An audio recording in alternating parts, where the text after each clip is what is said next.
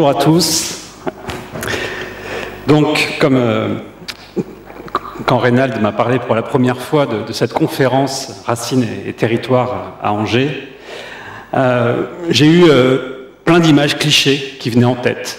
Une image cliché un peu comme ce village de Saint-Robert, à Vennes, en Corrèze, qui est le cadre choisi par la production télé d'une célèbre saga écrite par Claude Michelet, qui commence par les grives, des grives au loup, les palombes ne passeront plus, et puis deux autres volets qui racontent l'histoire de 5 générations d'une même famille qui a vécu au même endroit. Et à travers l'histoire qui est racontée, où le personnage principal est le village, on voit défiler non seulement l'histoire de la France, mais aussi comment le tissu familial évolue.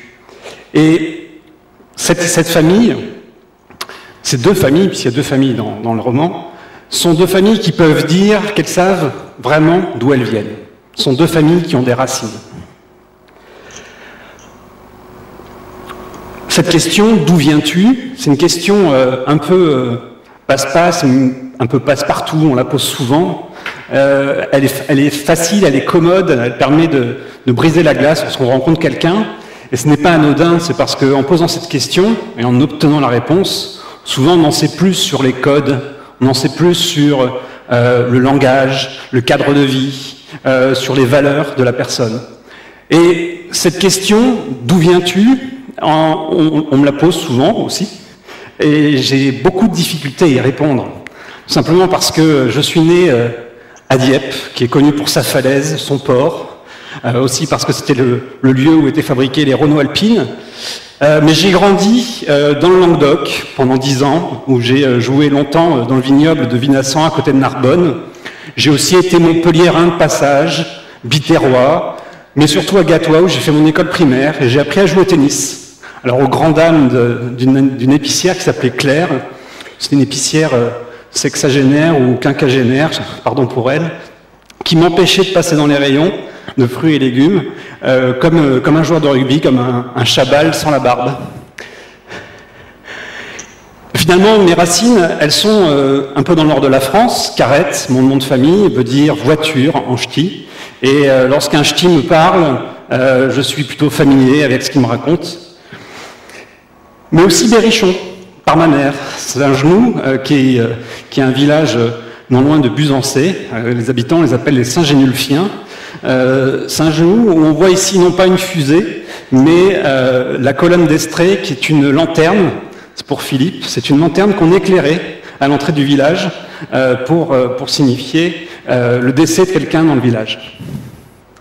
Alors, non loin d'ici, non loin d'Angers, j'ai aussi des attaches par ma femme, qui est choltaise d'origine, enfin en tout cas toute sa famille est choltaise à plusieurs générations, et je connais très très bien la région pour l'avoir souvent traversée, depuis ma Bretagne jusqu'au Berry, et je connais très très bien cette route des bords de Loire magnifique qui longe les maisons troglodytes et la Ménitrée ici. Alors sur cette route, on croise souvent beaucoup de vélos, de cyclistes, mais moins qu'à Shanghai, où j'ai eu la chance de vivre 1 an et demi. J'étais expatrié.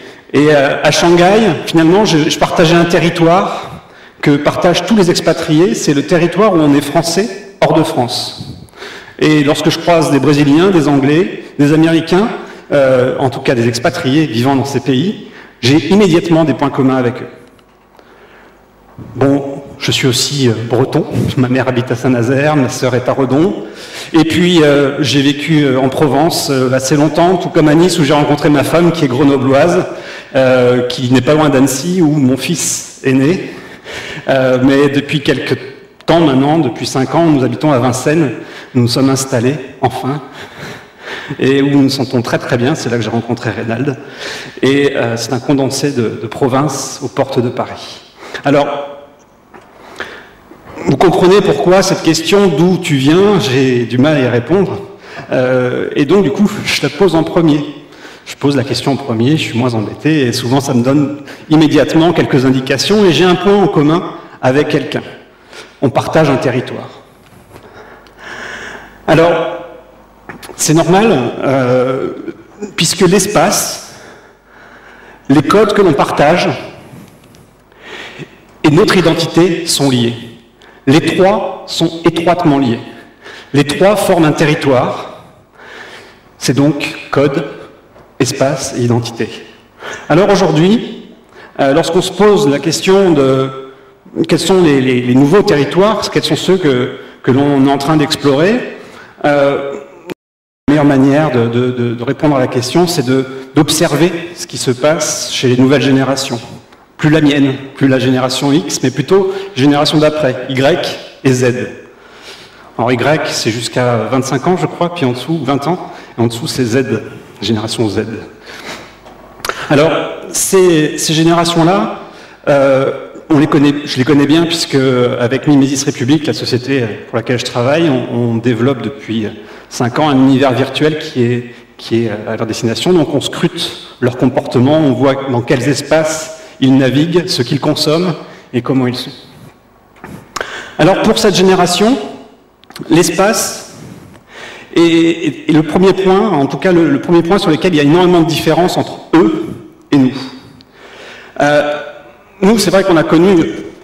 j'ai cru qu'il y avait une marche. On a connu le déplacement en train, en chariot, il y a quelques années, des décennies déjà. Mais aujourd'hui, le voyage en avion est devenu, non pas une exception, mais est devenu la norme. Là, c'est une carte du trafic aérien en temps réel au-dessus des États-Unis. Voilà, avec ces nouvelles formes de déplacement hyper rapides, le territoire devient beaucoup plus petit. L'autre changement de rapport avec l'espace, c'est aussi je dirais dans le mode de vie de ces jeunes. Je dirais un jeune qui arrive à l'âge de 30 ans a beaucoup plus voyagé, que ce soit pour des raisons, pour ses études, que ce soit pour des raisons professionnelles, mais aussi pour le tourisme. Un autre changement fondamental du rapport à l'espace, c'est celui qui a été amené par Internet. Derrière moi, on a la photo de l'Internet, la cartographie de l'Internet, en 1999. Alors aujourd'hui, il faudrait que je loue le Stade de France pour vous montrer la carte de l'Internet telle qu'elle est aujourd'hui. Mais en 1999, on avait essayé de cartographier les liens entre les différents serveurs à travers le monde. Et ce qu'a permis l'Internet, et ça ne fait que, je dirais, que se développer depuis, c'est l'abaissement de frontières. L'abaissement de frontières entre des personnes qui, à travers différents points du globe, ont des choses en commun. Je vais vous donner un exemple. La communauté de l'anneau. Vous connaissez la communauté de l'anneau, depuis que Peter Jackson a fait une superbe adaptation de cette œuvre, mais bien avant cette adaptation hollywoodienne, des millions de personnes à travers la planète, dans différents pays, partageaient cette même carte. Ils avaient déjà parcouru cette carte dans leur imagination au fil de la lecture, et pour eux, les terres de l'Eriador, partir depuis chez les Hobbits pour aller dans les terres vers l'Est, c'était des voyages qu'ils avaient déjà fréquentés. Donc quand l'Internet est arrivé, c'est naturellement qu'ils se sont retrouvés. Ils se sont retrouvés sans effort. Chaque fan de cette communauté avait sa propre homepage et pouvait, dans ce qu'on appelait les web rings à l'époque, donc les anneaux de sites web, pouvait relier ces pages aux pages des autres. Une sorte de territoire qui est lié et qui est fait à base de liens hypertextes. Rien d'étonnant, donc, que lorsque les premières technologies de jeux interactifs qui ont permis de faire des MMO, des massivement multiplayer online, rien d'étonnant que ces communautés aient immédiatement capté l'intérêt pour eux de se retrouver immergés. Alors les MMO ont apporté quelque chose d'autre par rapport aux web rings, ils ont apporté l'immersion, le plaisir de se sentir dans le lieu, réellement, avec un personnage, de voir les autres bouger en même temps que nous, parce que c'est en temps réel, et ils ont apporté également des règles communes, les règles de jeu. Ainsi, le législateur de ce territoire, c'est un peu le concepteur du jeu, celui qui pense la manière dont on doit régir les comportements. Mais pas uniquement. Et c'est ce qui en fait, je dirais, quelque chose de très proche d'un territoire, c'est que les joueurs eux-mêmes administrent cet espace. Les échanges, la manière dont les échanges sont faits, des joueurs peuvent être bannis s'ils ne se comportent pas correctement, Finalement, c'est un territoire certes virtuel, mais qui est c'est pas facile à dire, hein, auto-administré par la communauté. Autre point, c'est que cet espace, les joueurs, lorsqu'ils l'ont découvert, était un espace vierge, exploré. Et ensemble, avec des groupes d'autres joueurs, ils l'ont transformé au gré des conquêtes, des batailles. Donc ils se le sont appropriés. Ils ont pu y bâtir des choses. Donc, on pourrait dire, oui, les espaces, les MMO, sont de véritables territoires. Mais il manque cependant un point, c'est le lien à l'identité. Contrairement, je dirais, à notre territoire réel, un joueur de MMO joue un personnage. Le temps de sa session, il quitte son identité pour celle du personnage qu'il joue. Il sait très bien qu'il devient un elfe, il sait très bien qu'il ne s'appelle plus Arnaud Carrette, mais qu'il s'appelle Triple Z, le nom de son avatar. Alors, aujourd'hui, on ne voit pas très bien, mais il y a marqué « I am a gamer, not because I don't have a life ». C'est « je suis un joueur » et non pas parce que je suis un no-life, en gros. Parce que no-life, c'est un terme qui est très souvent employé dans les médias aujourd'hui pour qualifier, de façon très rapide, tous les joueurs de MMO. C'est facile de les catégoriser ainsi. Mais en fait, ce qu'on appelle un no-life, c'est quelqu'un qui a perdu complètement pied avec sa réalité et qui, je dirais, vit sa virtualité complètement au détriment de sa vie réelle. C'est-à-dire que pour lui, ce qu'il vit dans cet univers a plus d'importance que ses liens réels avec ses amis. Alors certes, il y en a. Et ce sont des comportements qui sont heureusement pris en charge de façon thérapeutique parce que ce sont des comportements abusifs, comme simplement prendre de la drogue ou être alcoolique. Mais ce n'est pas la majorité des gens. Des joueurs ne sont pas d'accord avec ça, et ce sont des joueurs qui ont eu l'idée de faire ce poster parce que pour eux, ils ont la juste distance avec ces territoires virtuels, d'une part, et d'autre part, parce que pour eux, ce sont des espaces où ils font des rencontres bien réelles. La preuve, c'est que des rassemblements de joueurs de MMO sont quasiment aussi fréquents que les rassemblements de joueurs de Scrabble, dans lesquels va ma grand-mère, ou de joueurs de bridge. Et je sais que l'homme derrière la caméra a rencontré sa petite amie dans World of Warcraft. Voilà, pour de vrai. Donc, ce sont des territoires, je dirais, qui sont à la limite du réel. Et surtout, ce que je veux dire par là, c'est que pour ces générations, la frontière, le clivage que l'on met entre réel et virtuel n'existe pas pour eux. Une très bonne illustration pour ceux qui ont vu ce clip. Ceux qui ne l'ont pas vu, je ferai en sorte que vous ayez le lien. C'est un clip de Toxic Avenger et de Orelsan, deux artistes, qui ont dans un clip raconté l'histoire d'un jeune qui se réveille le matin, c'était pas le bon slide, mais c'est pas grave. C'est pas la bonne présentation, mon ami. C'est l'autre version, c'est pas grave. Donc je vais juste parler de ça, et puis si tu peux remplacer, je vais... Donc Toxic Avenger et Orelsan, donc, dans ce clip, ils s'habillent le matin en prenant leur contrôleur, leur joystick, ils s'habillent, ils choisissent le personnage avec lequel il va aller dans la rue. Et puis la particularité, c'est que dans ce clip, on peut cliquer sur les gens pour les ajouter comme amis dans Facebook. Donc il y a un jeu entre la réalité augmentée, c'est-à-dire qu'on rajoute des couches d'internet sur les vrais gens. Et ce clip est une très bonne illustration de la manière dont est pensée la convergence entre le réel et le virtuel par cette génération. C'est un très bon exemple. Est-ce que tu as trouvé l'autre présentation? C'est sur la clé, oui, c'est la même, mais à quelques slides près. Voilà, c'est pas celle-là. C'est pas grave, tu me mets sur la slide après. Celle d'après. Celle d'après. Non, celle d'après, voilà. Encore. Voilà.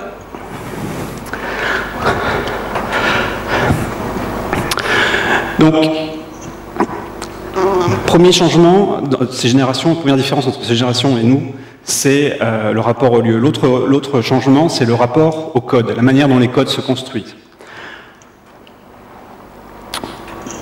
Labourer, c'est dépassé. C'est ce qu'a dit Bruno Parmentier, labourer Auvergnat. De labourer Auvergnat à Michael Jackson, un grand pas a été franchi. C'est le pas de la pop culture qui a été permis grâce à la télé dans la fin des années 80. Alors ça a permis l'avènement de séries télé, d'artistes connus mondialement, et ça a permis aussi, je dirais, l'avènement de la pop culture au niveau global.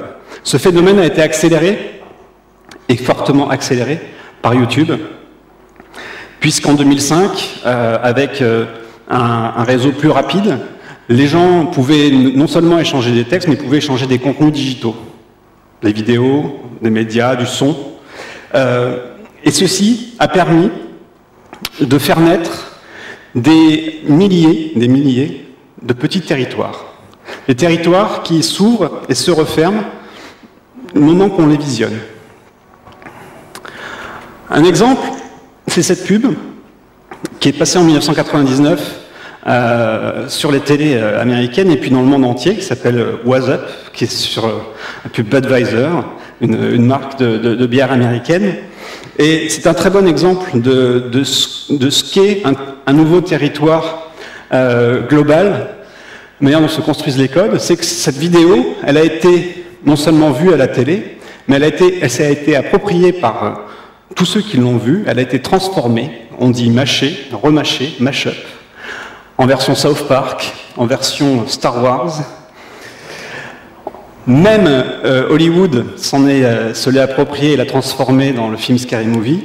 Et puis, il y a d'autres versions moins orthodoxes, mais tout aussi drôles, qui sont apparues. Tout cela pour dire qu'on retrouve sur ce player YouTube, finalement, tous les ingrédients d'un territoire. Il y a le contenu qui est partagé, qui représente l'espace. Tous les commentaires, c'est toutes les personnes qui se retrouvent sur le même espace pour échanger autour d'un code commun. Et ce qui fait que cet espace est ramené vers l'identité, c'est tout simplement que ce contenu, je peux me l'approprier.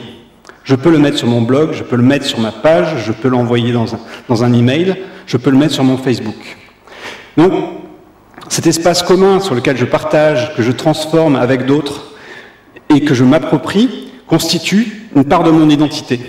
En quelque sorte, les dizaines, les centaines, les milliers de vidéos que j'ai pu consulter sont des dizaines, centaines de milliers de territoires que j'ai pu ouvrir de façon très éphémère et refermée, mais en tout cas qui, ajoutés les uns aux autres, me définissent. Et certains de ces territoires sont ouverts un peu plus longtemps. What's Up, notamment, 8 ans après, avait encore d'autres vidéos. Ce sont les mêmes acteurs qui, 8 ans après, se sont réunis pour refaire exactement la même publicité, en tout cas avec les mêmes dialogues, cette fois-ci pour Obama et non plus pour la bière. Changement de rapport à l'espace, changement de rapport par rapport à la manière dont les codes se construisent, mais aussi dans la manière dont se fait le processus de construction de son identité. Réseau social, ce n'est pas sale. Réseau social, c'est naturel. C'est naturel pour les jeunes, c'est aussi naturel que marcher, que penser, voir. C'est naturel parce que, tout simplement, c'est la version hyper augmentée, hyper accélérée de ce qu'ont fait tous les adolescents de toutes les époques, à n'importe quel endroit du globe. À savoir cultiver son image, bien se coiffer le matin, à savoir avoir le maximum de potes, avoir des contacts, contrôler la juste distance avec ses parents, et puis tout simplement pouvoir y raconter sa vie, la partager. Alors ce processus d'identification, il a un effet tellement positif sur l'estime de soi que finalement il ne concerne pas uniquement les adolescents, mais les adultes aussi, je dirais ceux de ma génération, les adultes aussi, ils prennent goût, se retrouvent complètement dans le délire du réseau social. Cloud, je ne sais pas si vous connaissez, est un outil récent qui vient d'apparaître, qui permet de mesurer l'influence que l'on a sur les réseaux sociaux.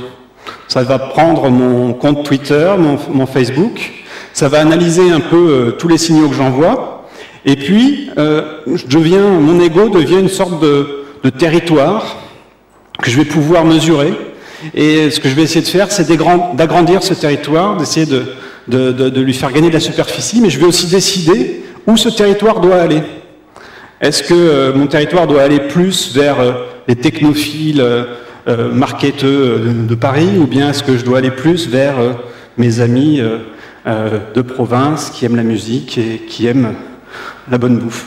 Je vais pouvoir construire mon profil en fonction du territoire que je veux aller acquérir.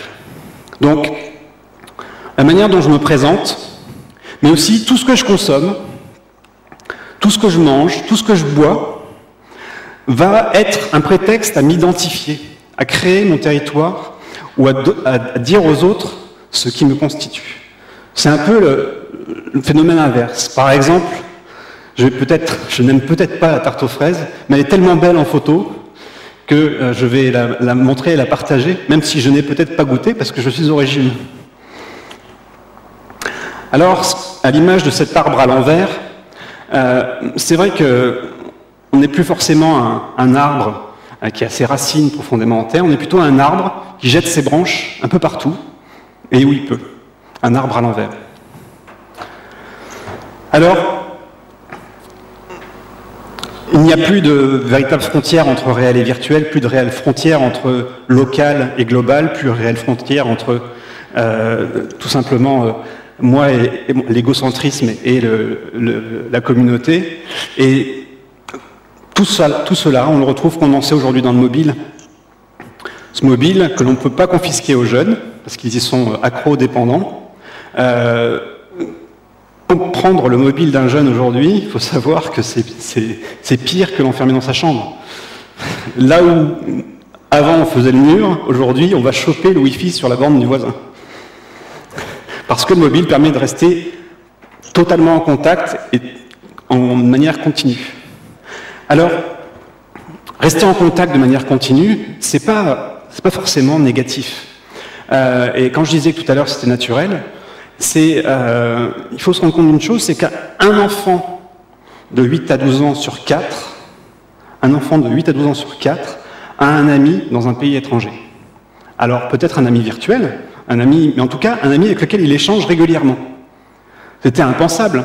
C'est-à-dire qu'un enfant de 8 à 12 ans qui, à notre âge, je dirais, on ne parlait même pas une langue étrangère, que lui puisse être en lien à travers Facebook avec un autre adolescent ailleurs, c'est phénoménal. Alors, bien souvent, c'est fait autour de stars qui sont connues, donc ce sont simplement des vedettes de la musique ou du cinéma qui ont leur page Facebook et sur lesquelles se regroupent un grand nombre de fans. Alors c'est le cas aussi pour les séries télé, alors on appelle ça ça s'appelle les Gleekers, je crois, ce sont tous les fans de Glee. Il y a les Beliebers, qui sont les fans de Justin Bieber. Mais sans eux, Justin Bieber n'aurait pas signé de contrat avec une maison de disques. C'est assez phénoménal. Alors, c'était pas la bonne présentation, parce que je n'ai pas fini, mais c'est pas grave. Je le reste en tête. Sur la clé ? Celle de la clé ? Bon, bah, écoute, c'est pas grave. Je vais le faire sans slide, derrière moi. Parce qu'elle est là. Donc, ça fait sourire lorsque cela porte à la pop culture et à des stars de télé, mais il faut voir que ces mêmes jeunes se rassemblent pour des causes liées à l'écologie. Il y a par exemple des mouvements d'adolescents qui s'appelle Green Us, qui est réuni à travers tous les territoires des opérations, alors que ce soit en Inde, aux États-Unis, de mouvements de jeunes autour de la même cause. C'est le cas aussi récemment pour gérer le conflit entre l'Iran et l'Israël, où il y a eu une série de jeunes qui ont posté sur leur Facebook des photos d'eux. Ils disaient stop war, non, cette guerre n'est pas pour moi. Not ready to die in your war. C'est je ne suis pas prêt à mourir pour votre guerre. Et ce qui était intéressant, c'est que ce soit des Iraniens, que ce soit des Israéliens, que ce soit des expatriés au Canada, tous ont partagé sur leur mur les mêmes contenus. Alors c'est dommage qu'on n'ait pas à la fin, parce que... Non, mais là, j'en ai d'autres. Tu peux pas relier là-dessus? Non? Tant pis. Donc, les territoires de demain sont au croisement entre réel et virtuel, digital et tangible, entre local et global, et entre individualisme et communautarisme. Donc, voilà, c'est pas ce que je dépassais. Donc, sans rentrer dans un futur fantasmé à la Minority Report, ni dans une parodie, comme celle que l'on a vue récemment avec la promotion pour les lunettes Google, où on voyait un jeune voyant dans la rue de New York l'ensemble de tous les messages reçus en même temps. Sans rentrer dans cette parodie-là, on peut se demander ce que l'on peut faire pour augmenter notre réel, ou en tout cas pour le rendre meilleur. Et aujourd'hui, il y a un grand nombre d'innovations possibles, un grand nombre de sujets sur lesquels on peut travailler et où on peut rassembler, faire coexister de manière positive le réel et le virtuel. Par exemple, la réalité augmentée pour les personnes handicapées, rendre plus accessibles les lieux, savoir où elles peuvent traverser. Ça peut être également concevoir des expériences ludiques qui utilisent le téléphone mobile, qui vont réenchanter les lieux. On parlait tout à l'heure de la mort avec Philippe. Il y a une application qui est magnifique, qui n'existe qu'au Japon, mais qui s'appelle iButterfly, qui est une application qui permet d'aller à la chasse aux papillons dans les rues de Tokyo. Alors ce qui est marrant, c'est qu'on se retrouve avec son téléphone, on regarde et on essaie de trouver les papillons. Une fois qu'on les a vus, on essaie de l'attraper, et avec le mouvement de gyroscope, on attrape le papillon. Alors, au début, ça a été fait comme une application pour distribuer des coupons de réduction dans les commerces. Mais c'est devenu un jeu à part entière. Et ce qui est intéressant, c'est que ce geste où j'utilise une application virtuelle pour choper des papillons virtuels, crée la curiosité des passants autour. Et tout simplement, ça crée un attroupement et ça lie intelligemment le réel et le virtuel.